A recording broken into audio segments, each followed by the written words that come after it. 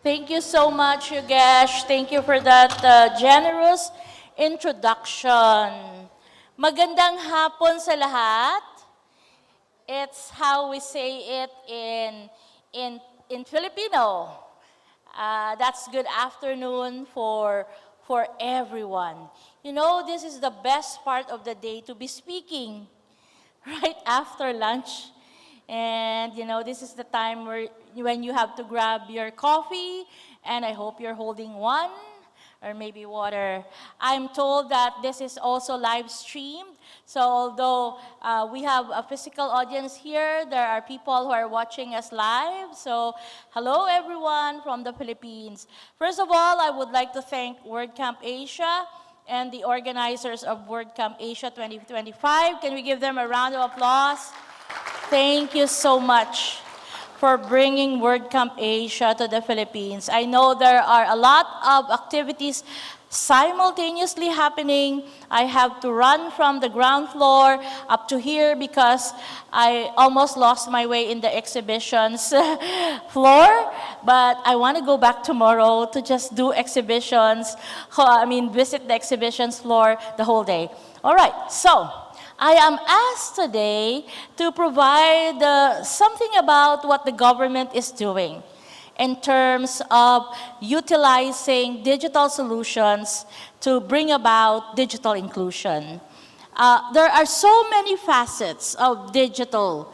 There's so many things happening and going on in the digital age. I have to admit, I am a digital migrant. I am not a digital native. I'm not born into digital. I'm born in a generation where we have to use typewriters and wired telephones, okay, where there's a party line. And today, as a Gen Xers, as a Gen X public servant, I feel so grateful that we have these technologies. In the past, when I was a teenager, it would take around 30 days for me to receive a love letter. Now, it would take around 3 seconds. So that's something really, that's amazing. So, my topic today is how digital fosters and drives inclusion. We always think of digital as driving our business. We always think of digital as driving, you know, the boring stuff that we do in work. But there's another aspect to digital, and that's bringing the people who have no voices in the past in the table where they are empowered, you know, to leverage on technologies. And that's what I want to spend my 30 minutes or so here discussing with you 3 projects at the Department of Information and Communications Technology that's very close to my heart. Not only because I am the Deputy Minister for the Department of Information and Communications Technology. In our word, it's called Undersecretary, but also because I am a big believer of digital inclusion. Before we dive into the topic, I'd like to just share with you our mandate. Why is there a Department of Information and Communications Technology? I'll be telling you a lot of stories. 20 years ago, I was out there as a stakeholder clamoring for a dedicated department for information and communications technologies. Because I was looking at India, I was looking at other countries, I was looking at the ASEAN, and everyone has a dedicated department for information and communications technologies, and the Philippines did not have one. It was simply just the office of the president that's doing a lot of stuff under the Commission on ICT. So lo and behold, in 2016, that's not really very far, we finally have a Department for Information and Communications Technology. The law that created us is Republic Act 10844, and we have these 4 important mandates. First, policy and planning. For 4 days, today is the last day, we together, or myself, together with several public officials, are having a special training on AI governance and policy making somewhere in a hotel near the airport. I told them I will sit through the whole 4 days, except that on the 4th day, I will cut classes to be here in WordCamp Asia. But I have to say that AI governance and policy is an important work of government. And that's the work of the ICT. So you see, our first mandate is policy and planning.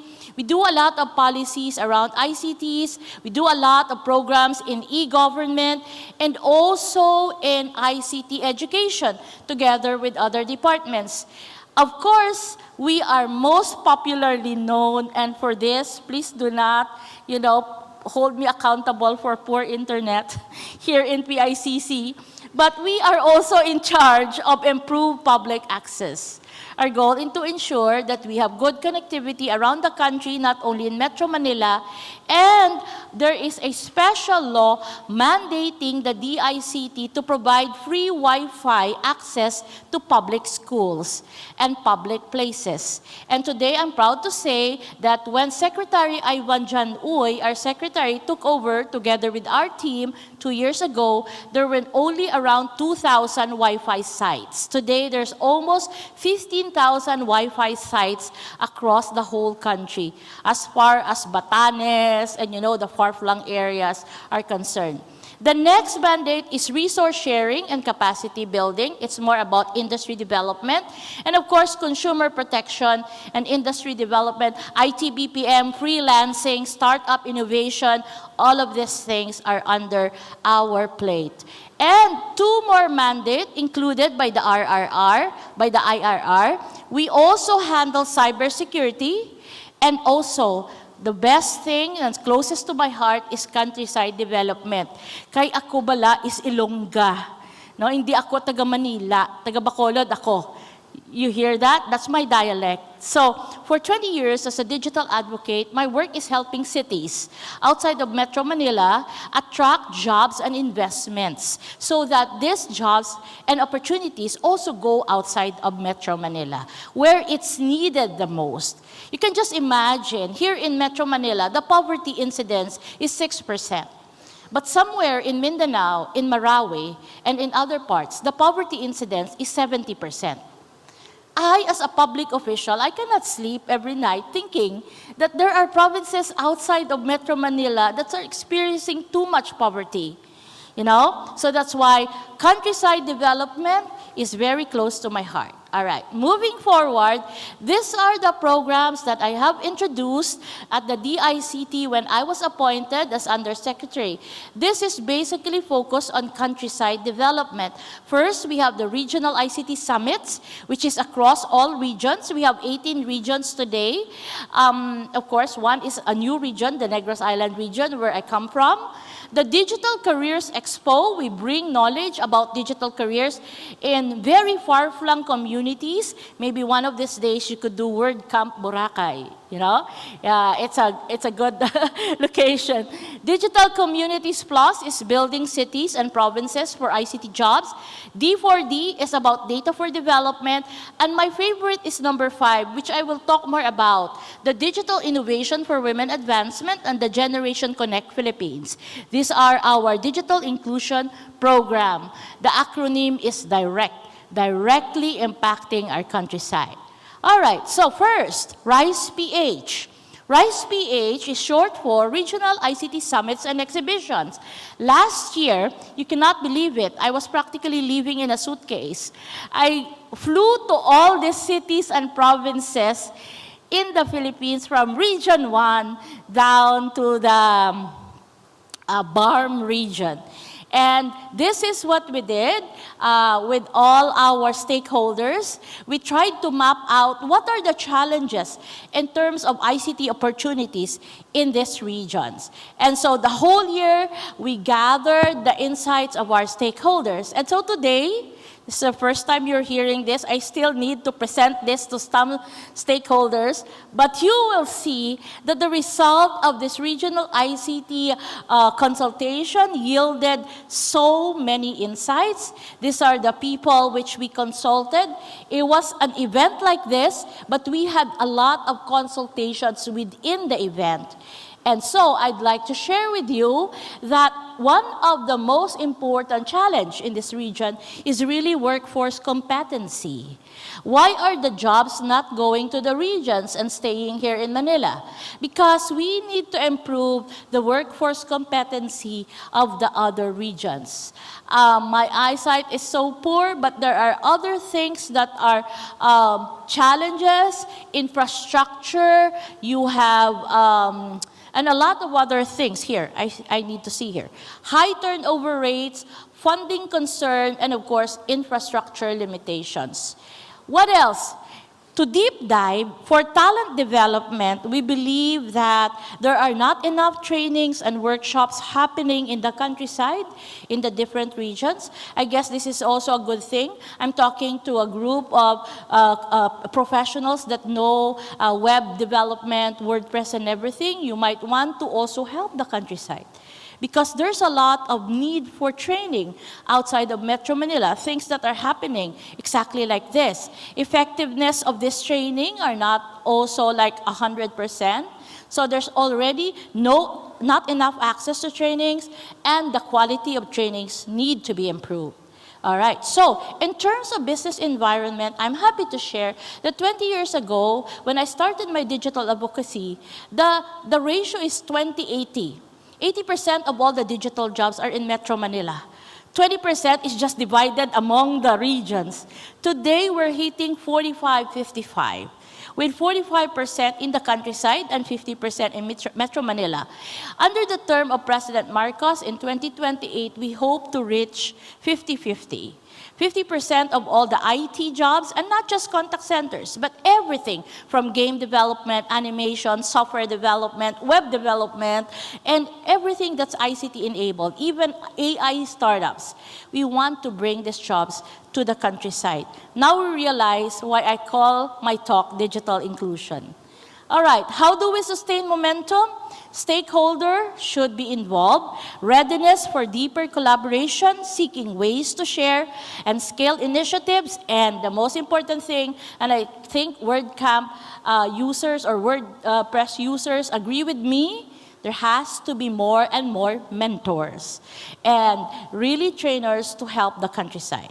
All right, so the way forward is to support regional partnerships, enable cross-regional learning, helping one region helping another, and provide engagement frameworks and maintain regional autonomy. Okay, so for this year, 2025, we ask WordPress communities to help us in moving all these suggestions forward. Now, let's go to another digital inclusion project. This is the Generation Connect Philippines. These are dialogues involving 24 years old and below. Filipinos 24 years old and below. Who are Filipinos 24 years old and below? Raise your hand. Oh, I'm glad you're here. Okay, are you sure? Be honest. So, what we need to do with Generation Connect is to realize that the DICT is creating policies, and many of our companies and government agencies are creating policies for the future. But who's going to really enjoy the future? Especially for us who are, Gen X. The ones who will really enjoy the future are the young people. But why are they not in the policy table? Why are we always dictating the type of policies that these young people enjoy or will benefit from? So, under our watch at the DICT, we are inspired by the International Telecommunications Union Generation Connect program, which consults young people 24 years old and below in terms of policy design and policy development. So yan po, that's the goal of Generation Connect. So in a more detailed way, Generation Connect is to establish a dynamic platform to foster robust interaction among the youth, ICT leaders, and key stakeholders. You know, young people, you don't usually go to a government official and say, hey, can I give a suggestion? Usually they don't want to do that. But here we prepare a platform for them to speak up. What do you think about cyberbullying?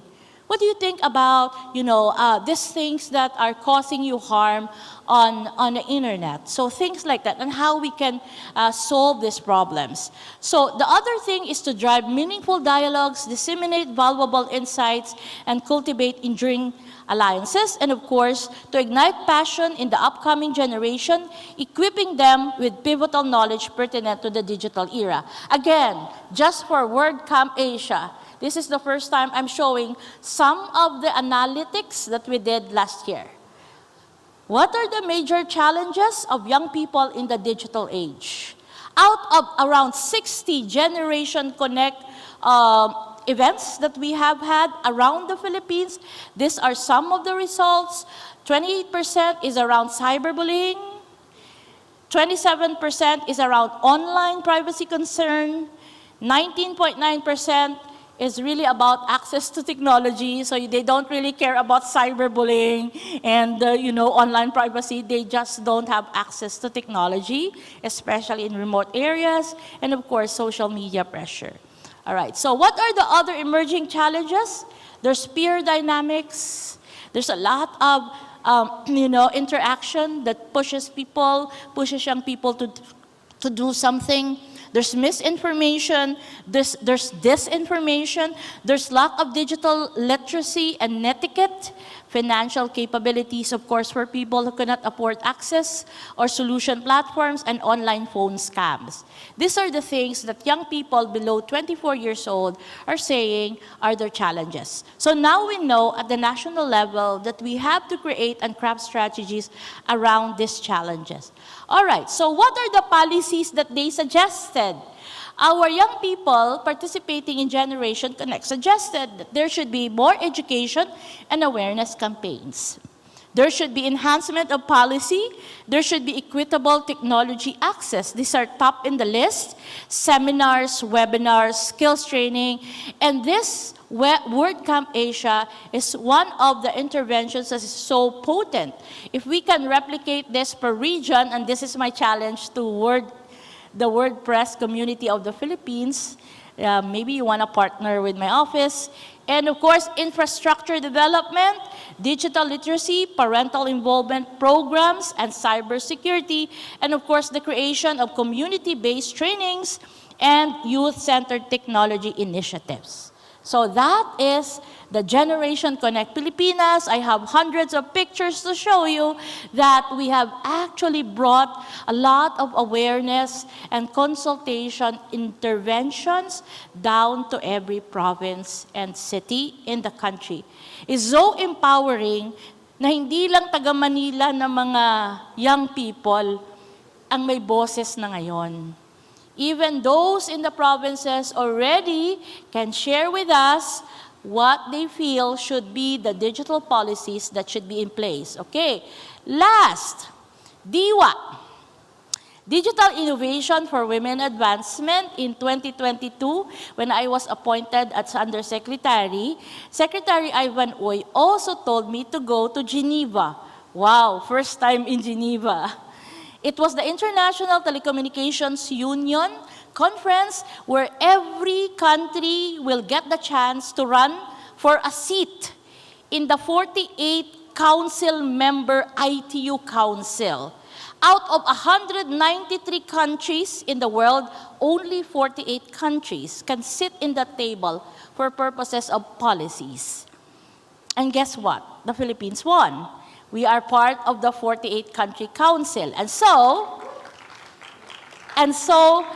the Philippines need to name a counselor. There should be an ITU counselor. And did I tell you I am counselor of Bacolod City? The next time I woke up and became the counselor of the whole Philippines in the ITU Council. All right, so we sat in the ITU Council, and who among you here are familiar with United Nations? Yay! UNICEF. Yay! World Health. Yay! ITU. Not so. Yeah? But ITU is the United Nations arm for ICTs. Do you know how old is UN? I always keep on forgetting, but it's around 70 plus years old. Just check in the internet. But do you know how old is the ITU? This year, we are celebrating our 160 years as an international organization. What does that tell you?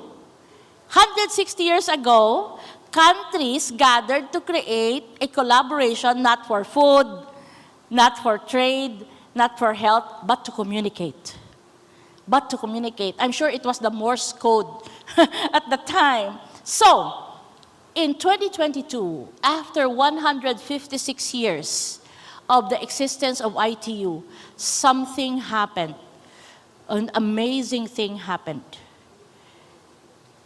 We elected the first ever woman Secretary General of the ITU. Her name is Doreen Bogdan Martin. I used to stalk her because she was Deputy Minister when I was not appointed yet. But finally, a woman figure leading digital in the world. And so one morning, in that Geneva conference, I was just asked, hey, you, Undersecretary Giselle, go to the stage. I said, why? You are going to represent Asia Pacific, huh? And then everyone was there. There was Asia Pacific, there was Caribbean, there was Latin American, there was Arabian, there was all the continent in the world, Africa, and we were all women.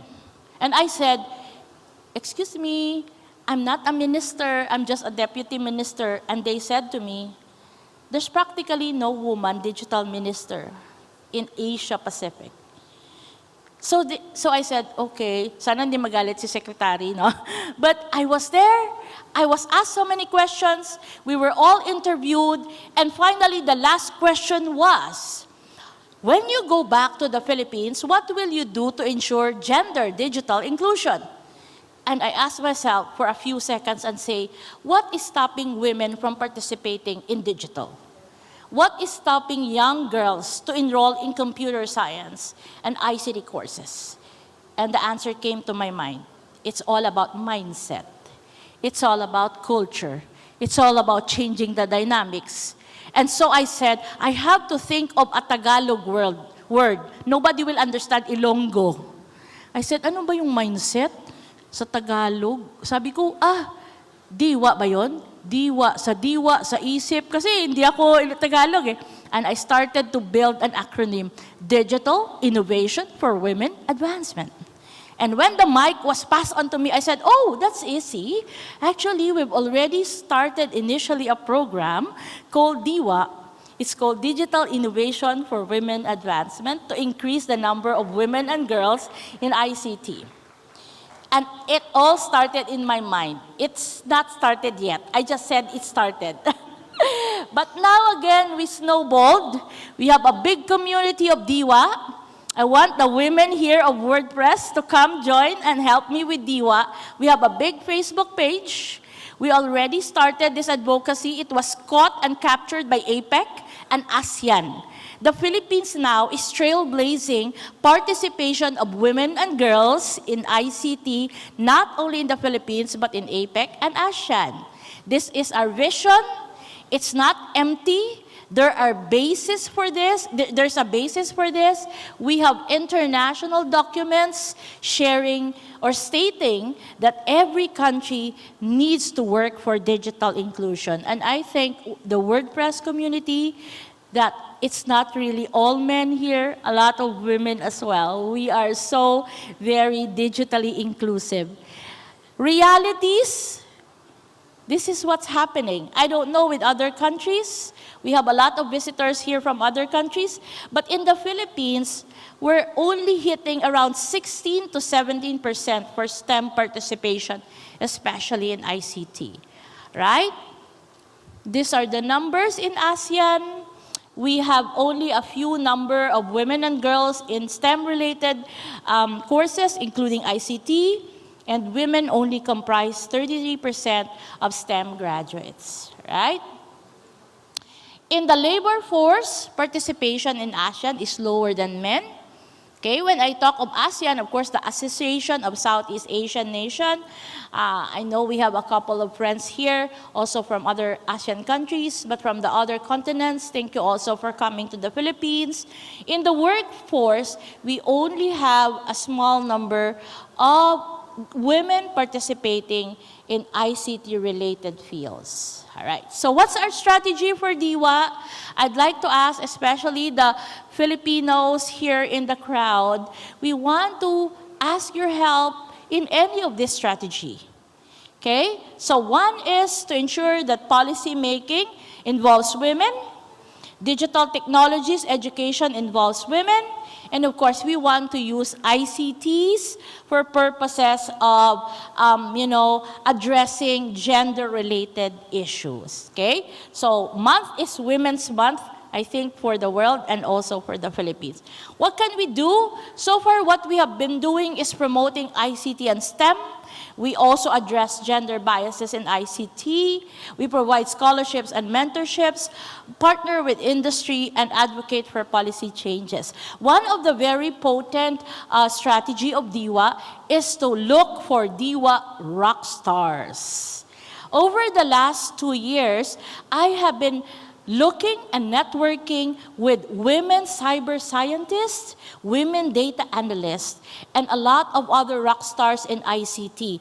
And we match them as a mentor with young girls. And you know, a lot of young girls, especially in high school, would walk up to me and say, Yusek, I think we are now more brave to tell our fathers that we don't want to be blank, I don't want to see the course or discipline, but we rather want to be a data scientist, or we rather want to be a web developer, or we rather want to be a WordPress expert, but not this profession that our fathers and mothers are forcing us to go to. Because now we say ICT skills are important, and of course, advocate for policy changes. Why do we do this in DIWA? Why do we say we need to advocate for policies that increase the number of women and girls in ICT? Of course, the number one reason is for gender equality, but there are other reasons. It's for economic empowerment. Today, I have to share with everyone, in the Philippines, there's more jobs than takers of these jobs.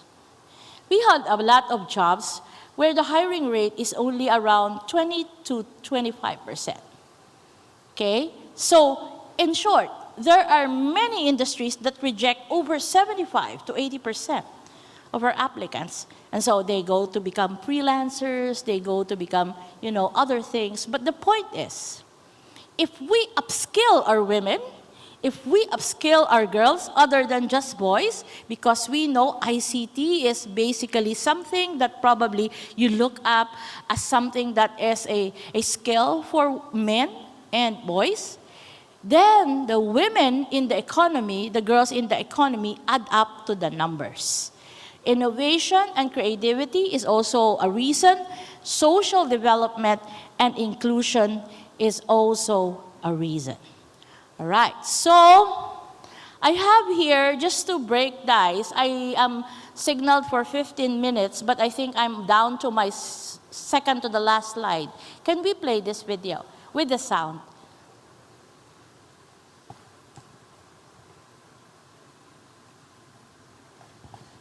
May sound. May sound ka.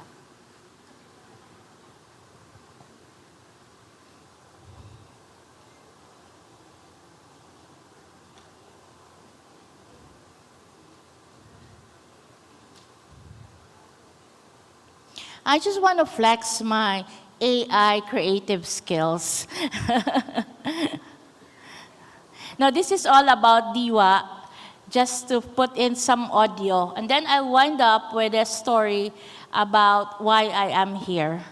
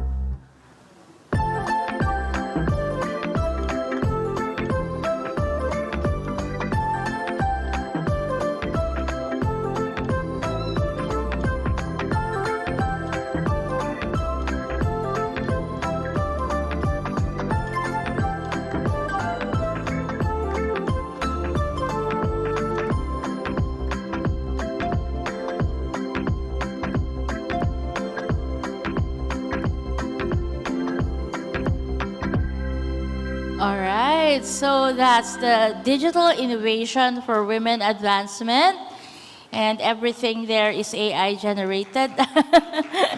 No, but I have to explain that there's a reason for that hand sign. It's the Diwa hand sign, okay? So Diwa hand sign, we've developed it.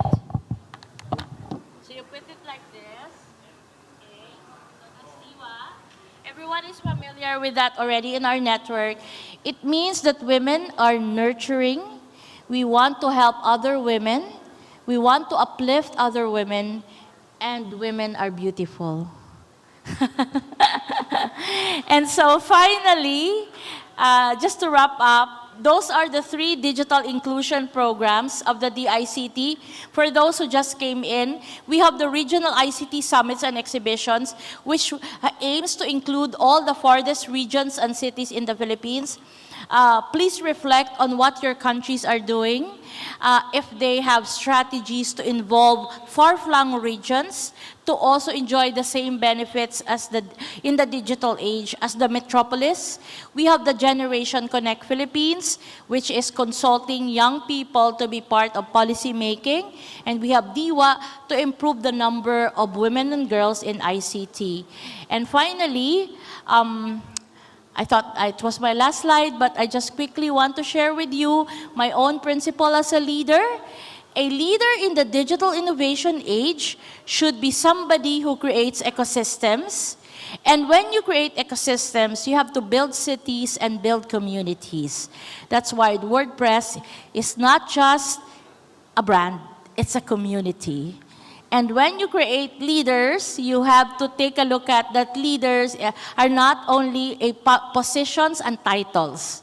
Real leaders in the innovation age listen, we empower others, we act, we deliver on our promises, we evaluate whatever we're doing wrong or right, and we reflect.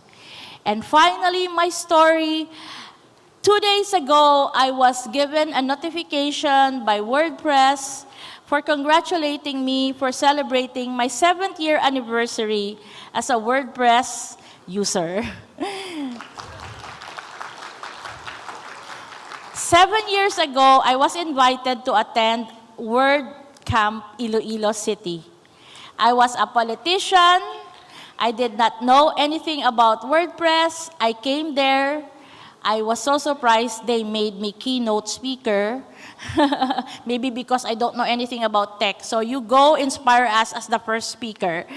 And then after that, of course, thank you to JC and Iloilo people. That opened my eyes. I was a politician at that time. I was campaigning. I was trying to win votes. And I said, maybe I should have my own website. And I was about to hire a web developer. And when I saw the quote, because I'm not rich and everything, I said, well, okay, I can pay for this. But when I attended WordCamp, I said, I will be my own web developer. I will make my own website. Yeah, so I started joselbatapasige.com. Please go to my website. It's not so very complicated, but it contains everything that I'm doing as a public servant. I want to inspire all the public servants in the world to make sure that everything they're doing, the people they serve know. Because we need to communicate with our constituency.